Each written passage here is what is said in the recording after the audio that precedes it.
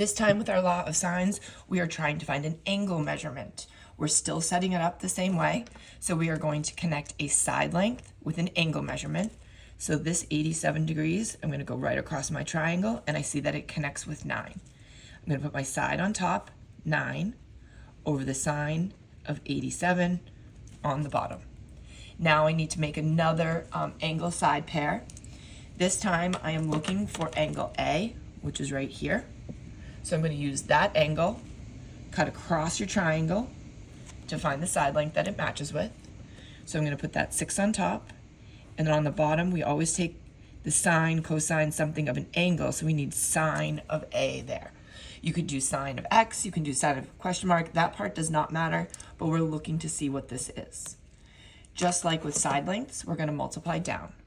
So multiply down this way. We're going to have 9 times the sine of A. Multiply down this way, 6 times the sine of 87. Now I'm looking to get this A alone, and it's being multiplied by that 9 right now. So I'm going to start by dividing both sides by 9, but nothing is going into my calculator yet. What I do want to do, though, is remember, anytime we're trying to find an angle measurement, we are going to do that inverse sign. So we're going to have that sign with the -1, and then all of this goes into our calculator. 6 sine 87 over 9. I don't need to see all this work done out, but this is how it's entered into your calculator.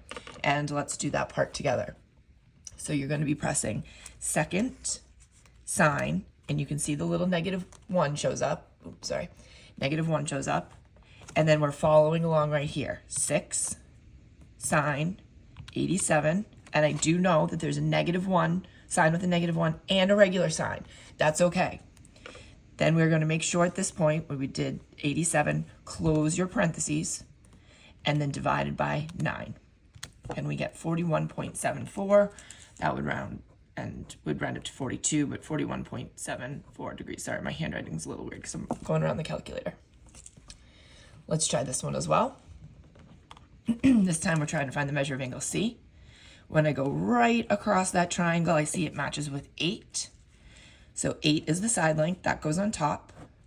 The sine of C, or X, or remember we used that theta, that looks like that. That's reserved for angles usually, but it's just like an X, Y, Z. Then we're going to cut across the triangle with two other things that we have. We have a 90-degree angle here and a 33. So I actually could have used SOHCAHTOA for this one because I have a right angle, 90 degrees, but we can still use this. So the side on top, sine of our angle on the bottom. Multiply down. 8 times the sine of 90. Multiply down. 33 times the sine of C. I'm looking to get that C all alone. That sine and that C are stuck together right now. I'm not going to want to try to divide by this whole thing, only this number out front. So we're going to divide both sides by 33. And then when I put this into my calculator, it's this whole thing, and I need to use the inverse. I'm trying to find an angle, so I need to make sure to use the -1. So in my calculator, second sine, so I get the -1.